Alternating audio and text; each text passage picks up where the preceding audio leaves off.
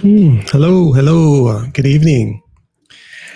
This is the weekly book discussion. We are on book number 13 of the 52 book challenge.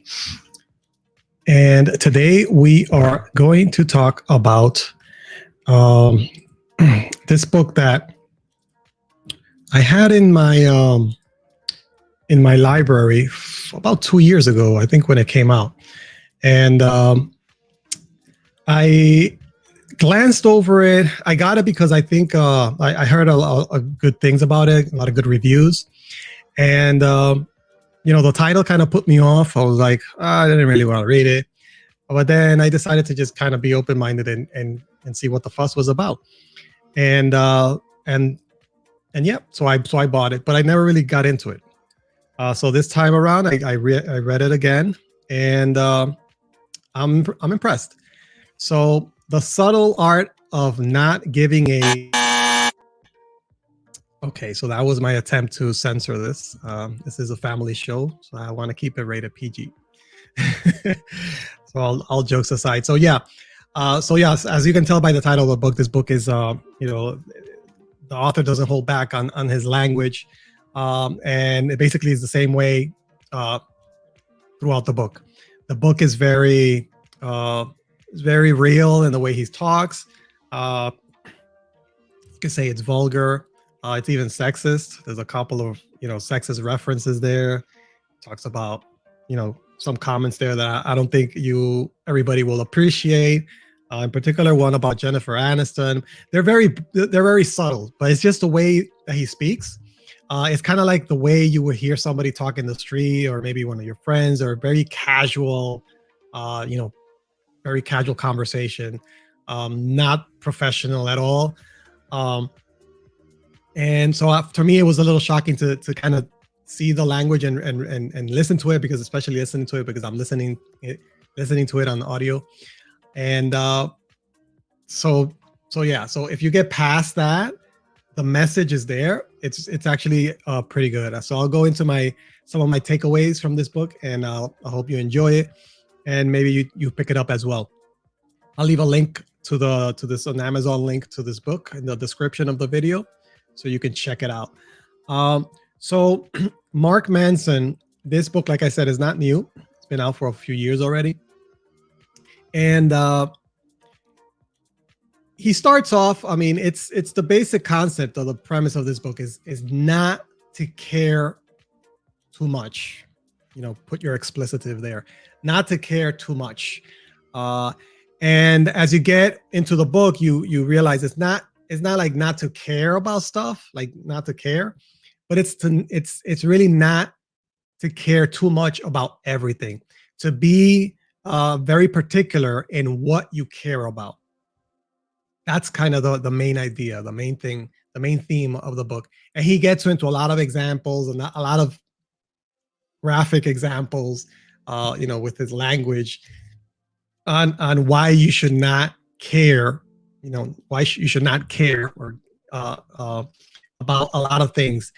And he starts off by talking about, the self-esteem revolution, I think he calls it. And it's kind of contrary to a lot of the things that we go over in this channel and this show. That we're talking about breaking limiting beliefs, having a mindset of steel, etc. And when you start reading this book, he's like, wait a minute. He basically starts like saying, like, positive stuff is it's overrated. The more positive stuff emphasizes on things that you don't have, and the fixation on positive only serves us to remind us of the things that we don't have. So listen to that. And there is truth to that. And again, the way that he puts it is very rough, I think, in the language, but there is truth to that. The more you focus on positive things that other people have or show, not necessarily have, but show, the more you feel like you don't have that, and it kind of reminds you of that. So it's kind of like backwards. And I'll talk a little bit more about that in a moment. But basically, he tells us that, and this is that early on in the book, that you don't really have to prove yourself. You don't really have to prove it. You're already great. Not everybody is is meant to be successful and the best and this and the best of that. Because the thing is that in society and in the media, social media, and everything, you're bombarded by positivity and how you should be, how you should look. And in reality, not everybody is it gets to that level, and it's okay, right? Not everybody is a CEO, multimillionaire, etc., right? And it's okay. You have people at different levels, so it all depends on what you value and how you're happy with what you have, and that's kind of the key point here. So later on in the book, he gets into the value system and why you should be caring about things that are valuable to you, not what are valuable to other people. So that's one thing that I got from the book, that he talks about it a lot.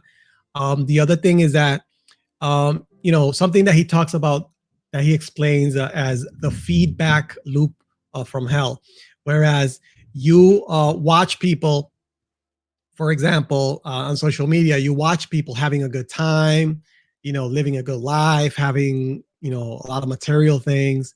And then you go back to your life and you feel bad for not having that life, right? Not having the perfect relationship, all of the good stuff that you see.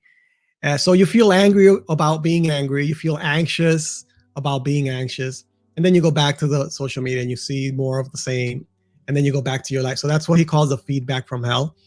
And again, if you don't care, it's the art of not caring. If you don't care about all these things, you only care about what you want and what's important to you, not what the world bombards you with.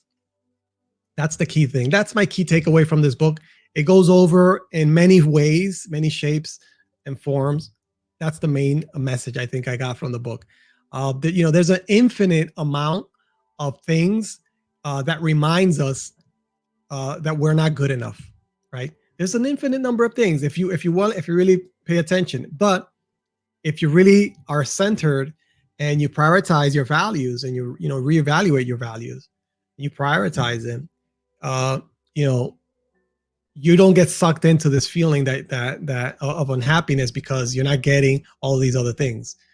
So you shouldn't be caring about all the things that the world is telling you to care about. Basically, if you don't have a clear vision of what you want, then you'll spend a lot of your time chasing what other people show you as being valuable. And that's one of the key things that he talks about here, that I got from the book, is that, and it makes a lot of sense, right? If you're not really clear and you see a lot of good things here, a lot of good things there, somebody's doing this, somebody's doing that, and you don't have clarity in what you want, you end up just doing all these other things randomly and have no real focus, no real direction.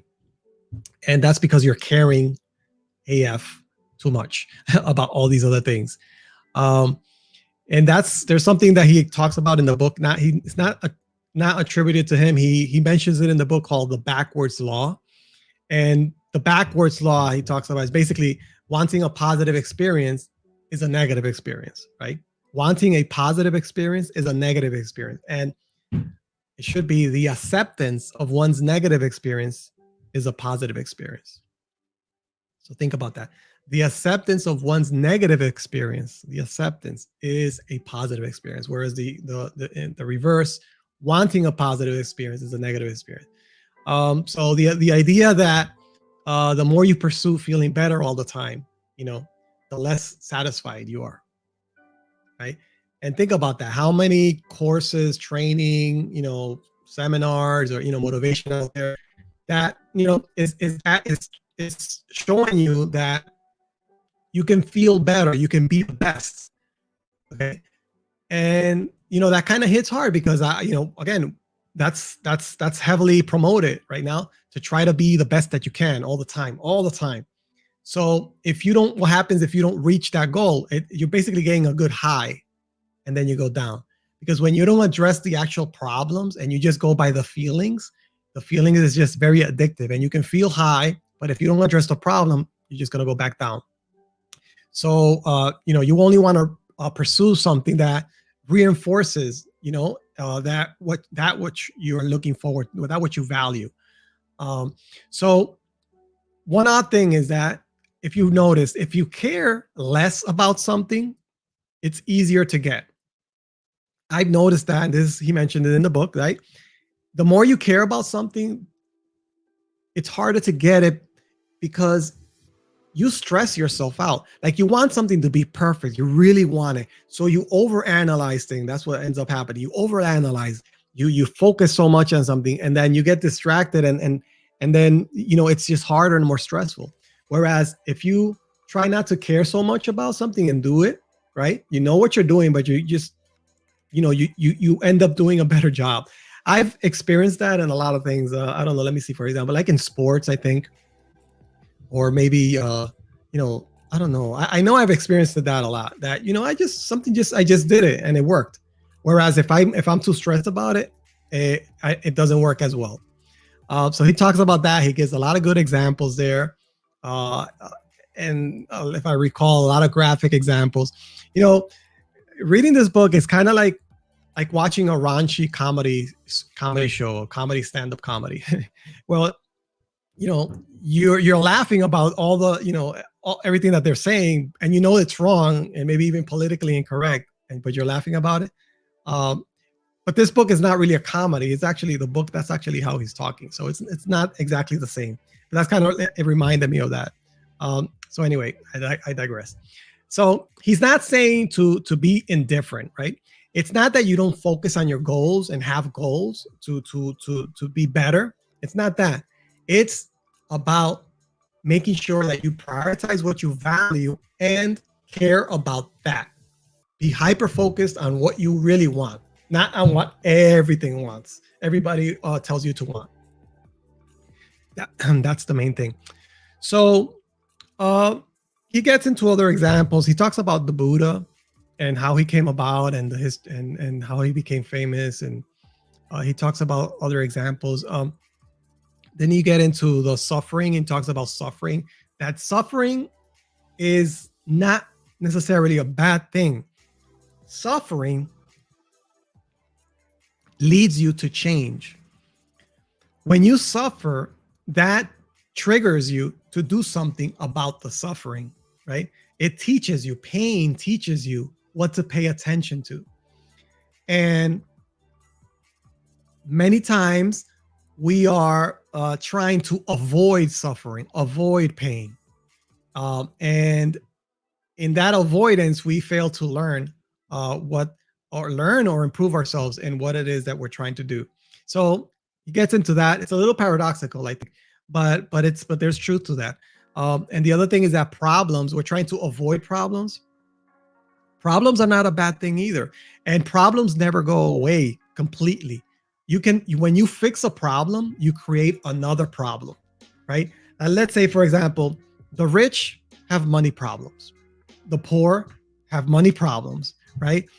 You're trying to fix something, you fix it, and then that fix creates another problem, a different set. So we all have different sets of problems. So you fix one, and you have something else that creates another problem.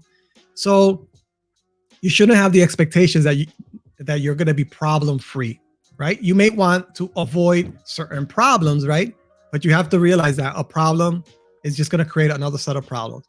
And you also have to be responsible on what happens in your life, and take responsibility on what happens in your life, and not just moan and complain about something. Uh, he gets into that in one chapter, that very deep about responsibility, taking responsibility about things. Um, and one thing also that he talks about that I thought it was a good point that I wanted to share with you is that I think I mentioned it before. Well, that the feeling high can be addictive. Feelings of being high and happy can be addictive, and you seek the high, but you don't solve the problem. That's a problem, right? Many, like I said, many gurus or trainings out there, they you get strategies on how to be happy and how to maybe meditate and things like that. They get into the mindset, but they're not solving the underlying problems, and that is a problem in itself. So you want to focus on what it is that is causing you to not be happy. um And yeah, so he calls out trainings and things like that. Like he calls it the self-esteem movement, the self-esteem movement. And he basically gets into an example of statistical data that shows that we're not special. We're not all special. Like I said, it's impossible for everybody to be 100% their peak, the best, right? People believe and they're fixated in believing that they're successful when they're not. And that leads to entitlement. And people that are entitled can be delusional at one point, delusional level of self-confidence. And that is an issue as well. So, a lot of times people like that feel needed, and that's an issue. So entitlement is just another type of high. So um so I think that was interesting for him to talk, and again I'm putting it like a mildly, but he was very very to the point, and with the examples that he gives, I thought they stick. I did enjoy the book. I got past the language and all of that and just take it as it is. um the last thing I wanted to mention is that like I pointed out at the beginning, it's all about that changing your metrics, what you value, and changing uh, how you measure success, how you measure what is important to you. One last thing, as an example, he talked about an example between Megadeth and Metallica. These are two heavy metal bands, very popular heavy metal bands. If you're familiar with Metallica, one of the band members before Metallica was famous, uh, one of the band members was kicked out of the group, and I forget his name. If you're a fan of Metallica, put it in the comments. I forget the name, but that band member was kicked out of the group, and he ended up forming his own group called Megadeth. So Metallica went on in history, one of the most successful heavy metal bands, and Megadeth did pretty good as well. Not as good at to the level of Metallica, but they very good, very good group. And but the leader of the group that was kicked out of Metallica, he later shared in an interviews later on that he felt like a failure because even though he achieved all the success with Megadeth, he felt like a failure because he was kicked out of Metallica, and Metallica was such a good success, such a better success than his group. So that he gave that example just to point out the the what you how you measure success determines how happy you're going to feel. And if you care too much about different things, you should reevaluate what are you caring about really that matters. And you know don't don't fall for the trap of trying to like the term be the Joneses, or what's the term, the Joneses. um and yeah, so change your metrics, prioritize your values, and focus on that. So that's my key takeaway from this book. I think it was a good book. I do recommend it, with that warning of the language. If you don't want to hear about that, and maybe if you're a woman, maybe you may not appreciate the way he talks. He does reference, makes a lot of sexist remarks, just the way is very very raw.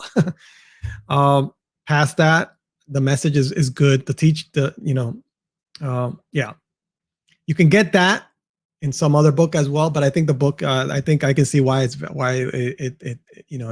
got a lot of good reviews.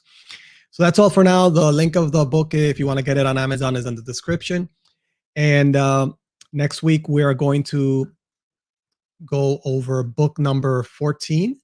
So that's 14 books already, and that will be, let's see which book is going to be next week. Is going to be Blue Ocean Strategy: How to Create Uncontested Market Space and Make Competition Irrelevant.